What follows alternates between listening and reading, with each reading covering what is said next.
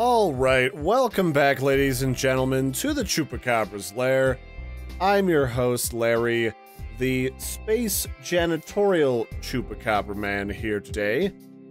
And we're going to be playing some Diaries of a Spaceport Janitor. We are some sort of androgynously gendered alien person, and we work as just like a low-paid broke-ass janitor on some sort of spaceport planet in the middle of nowhere, and that's about all that you're really given for information. Your goal is to eventually get enough money in order to escape the planet and go live like a better life that isn't involved with like scooping up garbage and incinerating it in your backpack, because as exciting as that sounds, it starts to kind of drag on to you a little bit.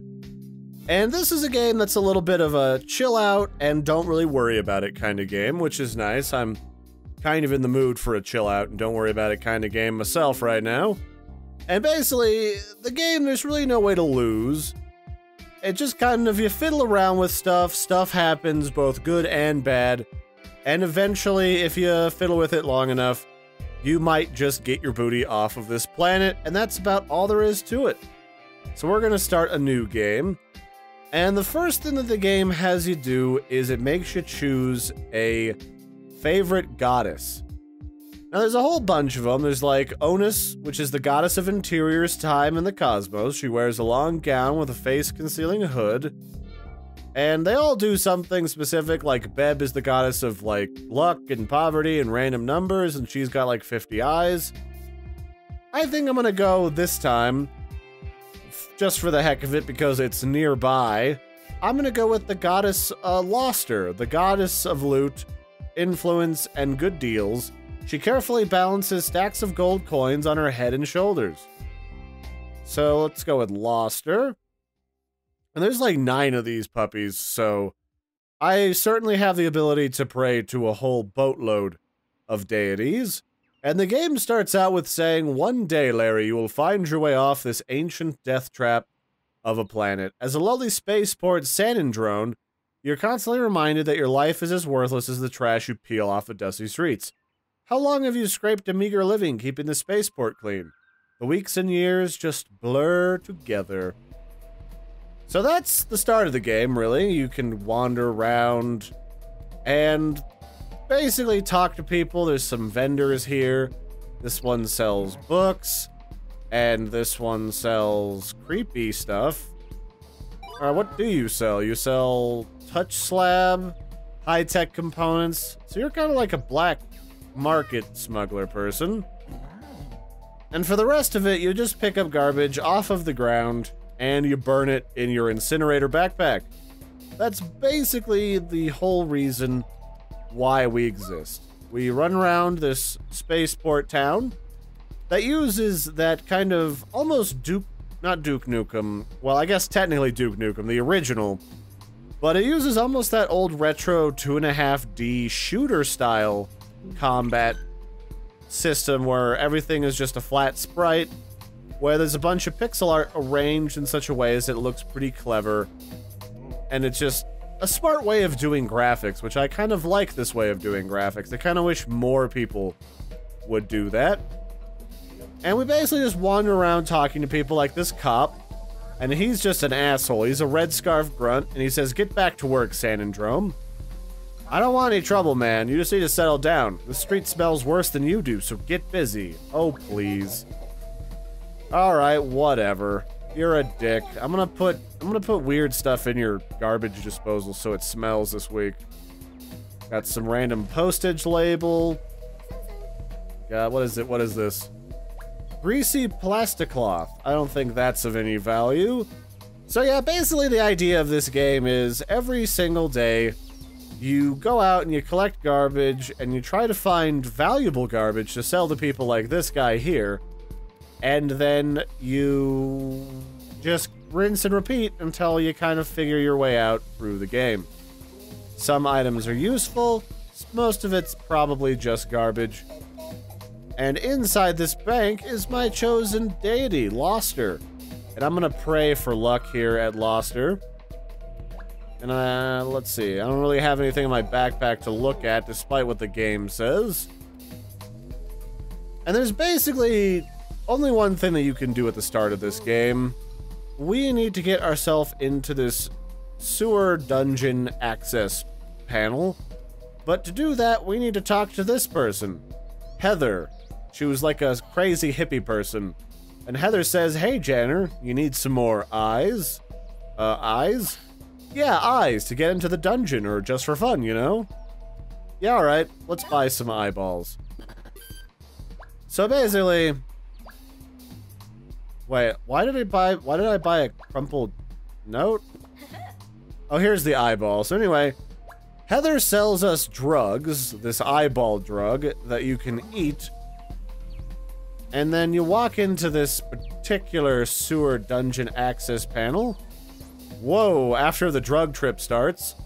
And the drug trip sends us into first-person mode. So now we can access the dungeon. And normally, we'd be smart enough to stay out of here because there's Fondle in the ancient tunnels beneath this planetary system. I mean, lots of sort of civilizations have risen and fallen in that time, but we're just like, you know what? I bet there's luck and loot, and my luck is changing deep within the murder sewers, and that's all there is to it. And you can't really go back out, so the only way to progress is to just go forward. And that's when you kind of figure out that this is kind of like a mandatory section, because it's like Sunday Month, the publisher, and then Tiny Build. They are the people responsible for building this game. And also there's this bridge here, I guess, that's closed until Havalana, which I think is tomorrow. And all you can do is go down here, and there's this strange Fondle chamber, this ancient rune door, and we can open it. And after a very loud sequence, which almost sounds like a starter sound from an old VHS or Betamax tape. Oh, well, there's just so many secrets down here waiting for us. It's an interesting cross-section, this game, between mysticism and, like, magic and super-duper futuristic technology, which just oozes out of every single pore of the game. Okay. So inside this room, there's a bunch of statues. All of those crazy deities. Here's Loster. You gonna help me out, buddy? No? You ain't got nothing for me? Alright. But yeah, the only thing waiting for us in here, underneath the goddess of dancing knives, is a Day of the Dead skeleton. Yeah. So that's it. And with it, we progress to day 2. And that's really all that I kind of have figured out in this game so far. Like, I've gotten my most basic of bearings in the game, and now we can begin our little playthrough. So, we've woken up. This is our little apartment. We got a little bed. We now have a constant annoying floating skull companion. This is our in-home storage container. And this is our little prey station. It's kind of like our computer. And with it, we can receive payment for the stuff that we burned yesterday. For 4 items, we got 14 bucks. And our current luck stat is at negative 91. I'm not 100% certain how luck affects the game. It's probably just based upon the random stuff that we get on the ground as we wander around the spaceport. Alright, so back out to the mainstay of the town, and there's this weird lady next to this spill of crap who wants to talk to us, and she's covered in, like, flies and weird magic. This is Necris Eta. You have been saddled with a dreadful fate, custodian. What? You have been chosen to bear the skull and its terrible curse. Do you just have, like, a Wikipedia on this in the future? Are these just, like, curses for dummies? I feel like that's what's going on here. You have been chosen to bear the skull, so you know about it then. Ah, yes, ask me what you wish, and I will tell you what I know. some reason for free on a planet where everyone's trying to rustle a quick buck out of you every time you turn around. So what is this skull? The skull is an ancient cursed item, one of many hidden within this world. Alright. So why exactly was I cursed then? Well, you trespassed upon the planet's dungeons and so tempted adventure. You sought it out. I mean, I don't know that adventure to me equates to giant dancing skull demons, but sure, why not? Well, how do I get rid of it then? Seek the 3 pieces of the skull's instructional tablet. Combined, they will guide you to find the off switch. Oh, fantastic. Alright, well, that's kind of cryptic, but basically we just kind of have to wander around a bit. And eventually we find some little mini quests that'll lead us to a type of solution to this little predicament that we're in. 3 different ways that we get different quest stuff, and then we can, you know, try to further ourselves in the game. So one of the first things I like to do in the game is, in order to combat the sort of unlucky nature of this Murdertron 9000 skull that I now have following me around, I like to pop into the local bank, wherever the hell it is. I thought it was over here, but I get lost in this game really, really easily. And I'll just burn some trash as we go. Mud-encrusted junk?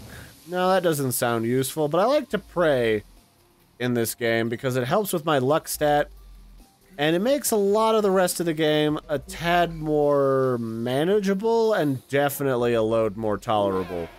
I think. Don't quote me on that because I haven't been able to find like a good guide one way or the other that gives me any definitives on what stats affect what in this game. But, you know, I'm getting that vibe from the game because it talks a lot about luck as a stat. Maybe I can sell these greasy cloths. I feel like I can, maybe. Oh, you're a person. Oh, okay. Hi. You buy dirt. For real.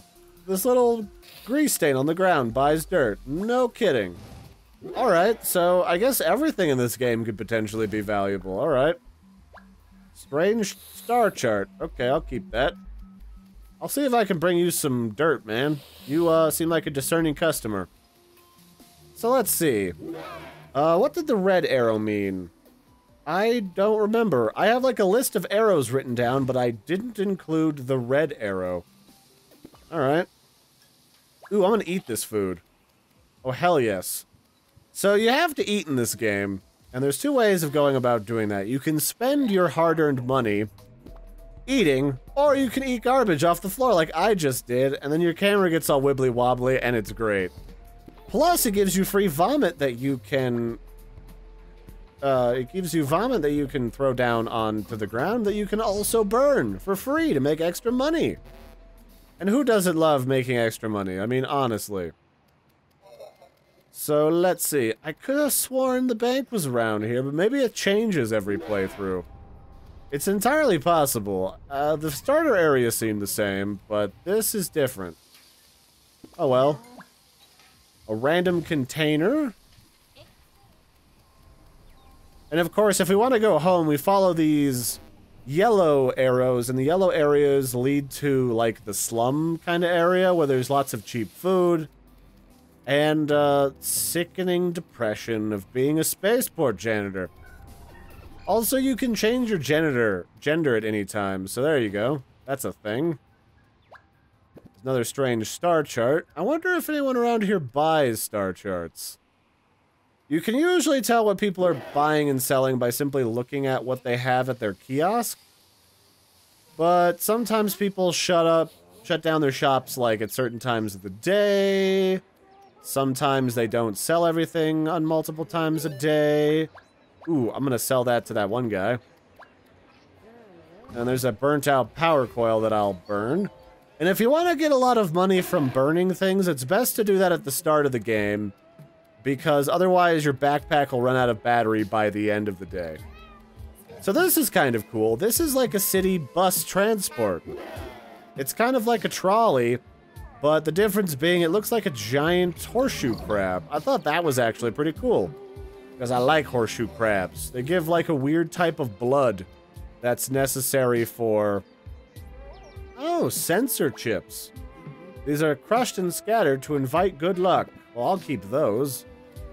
Yes, sirree, Bob. And Norma Raid. I'm always looking for containers. Do you have any? Oh shit, I shouldn't have been burning those things. This guy... It seems like if you know where things are in this game, pretty much everybody buys, like, everything. Which is odd. I don't know if that larva's valuable.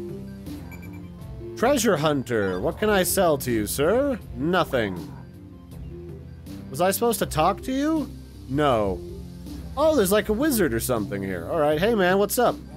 Dungeon Sage Orlock. Good day, young one. What's brought you around my book hole?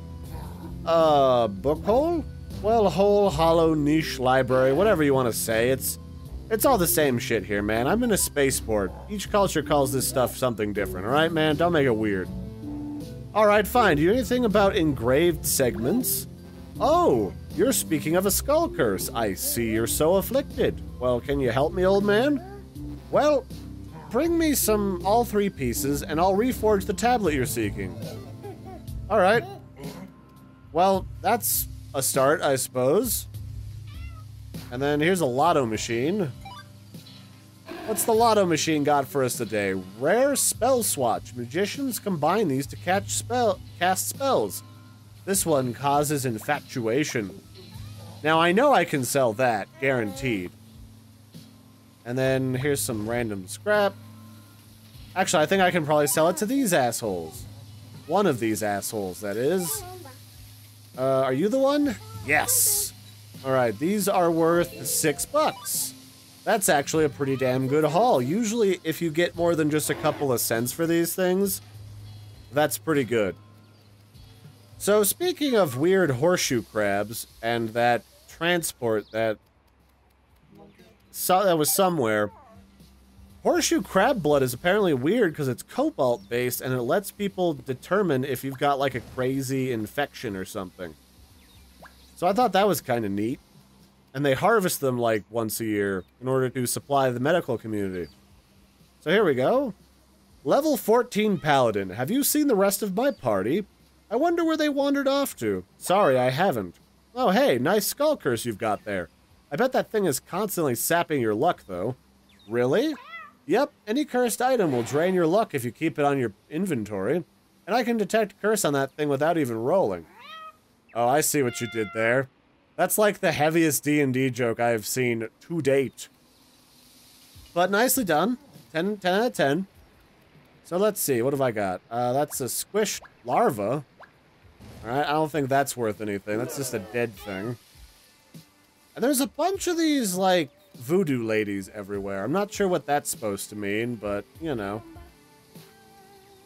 Oh, I can sell scrap to you, so I need scrap metal, length of wire, or... Wait, what was that last one? Oh, I guess it's just different types of scrap. Okay, so I can sell scrap. That's good to know. I can sell containers, and I can sell technology, and I can sell garbage. Okay, this guy doesn't buy anything that I want to sell. Nor this guy. Part of this game is really just memorizing roughly where everything is, because so far I haven't been able to find any guides that contained a definitive map of this place. And the community that's kind of grown up around Diaries of a whatchamajigget, of a Spaceport Janitor, they all seem to just want you... Oh, there you go, as an example. My battery is dead by the end of the day, so I can't burn anything else. Sigh. The necroses say I've incurred Beb's ire. Well, how did that happen? I spent 3 whole days in front of her shrine, praying and over again. Isn't that a good thing? The goddesses are quick to tire of spamming. From now on, I'll wait a few moments between each prayer. Okay, so don't spam the gods or else they'll be pissed. Got it. So just do a one and done every day, and that'll probably be what you can do. Magic camera. The words magic camera are printed on the bottom. Okay. So I've got some dirt I can sell to that one guy. And, oh, here we go, a nutrient kiosk. I can buy some cheap, poopy food to keep me alive. Nutrient chalk with mudwheat flavoring. Or I can buy some cloned dankon juice. Thick and bitter. There's bits of gristle in it, but I think it might be safe to drink. Well, give me some of that sweet, delicious nutrient chalk. When you're ready to sleep, just follow the yellow arrows home. So basically, this is the time of day where you can kind of just piss around and, like, find stuff. Because all that's left to you, you can't burn anything. You can certainly pick up stuff, but you can't, like, burn it, and sometimes you can't even really sell it. Because, like, everything's closing down, some things aren't open all night. And now you can just kind of wander around and explore. Arrogant Smith, I've got what you need to win any fight. You'll look good doing it.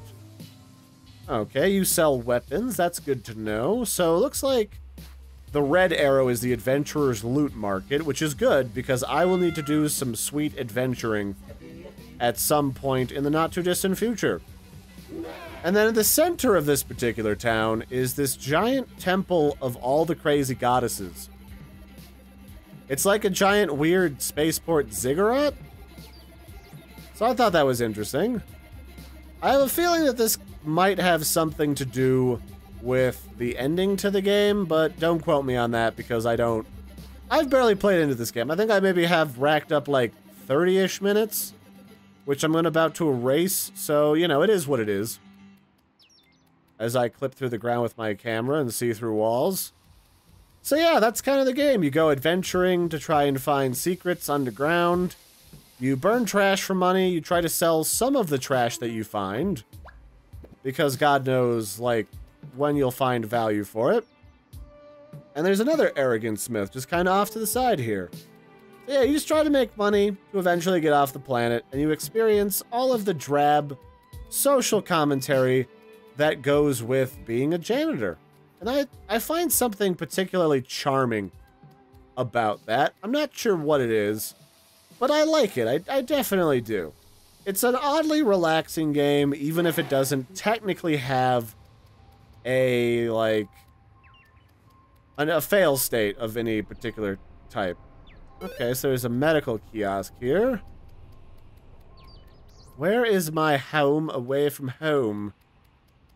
Somewhere in this yellow food district is my house, and it's usually denoted by a giant splap on the ground.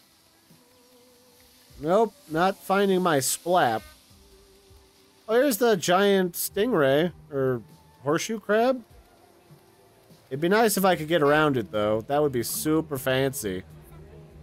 You want to get going, horseshoe crab? I'm kind of stuck here. Alright, well, I guess I have to go around you. How very rude. Can I even go around? No, not this way. Oh, looks like they moved just enough. Sweet. Okay, here's my house up here. Where was the frickin' bank? I wanted to pray before I went to bed. Try and improve my luck, but I seem to have discombobulated the bank. Which is weird because I gravitated towards it, like, immediately previously. Oh well. I suppose there's worse things, right? Oh well, let's just go to bed. I'm sure we'll figure it out in the morning. And once we go sleepy time, Charlie, that'll probably be where we end off for this episode. But I got plenty of stuff to talk about that's janitorially related. So stay tuned after we get inside of here. And we'll have one heck of a good time with all of this. So let's enter my house. I didn't get a chance to read that tip, but that's fine. And then I'm going to deposit some of the stuff that we got because I'm not 100% sure when or where it might become valuable. And these candles are pretty valuable, but I'm not sure if I really want to sell it or not, but I guess we'll find out tomorrow. Also, my PS4 is fucked, so there's that. This thing is just, look at this. It's like full of like lava. And the future's weird. So we can go to sleep now. In order to save the game, we write in our journal what we did that day. And today, met Skullfig Newton. That's what I'm gonna name the skull monster. And now I'll be able to take a nice little relaxing sleep. Ah, yes. Good morning. Today is the day. And that's where we'll actually pause for the moment. So that's it for this one, ladies and gentlemen. I've been your host, Larry the Chupacabra. Don't forget to like and subscribe and, you know, share this video with your friends. And let me know if you have any tips for this game, because it's oddly simple yet involved at the same time. There's a lot of stuff and information to juggle around. So I'd appreciate any tips that you might be able to give me. So until next time, I've been Larry. This has been Diaries of a Spaceport Janitor. And I'll catch you next time. Toodles, everybody, and have a good one.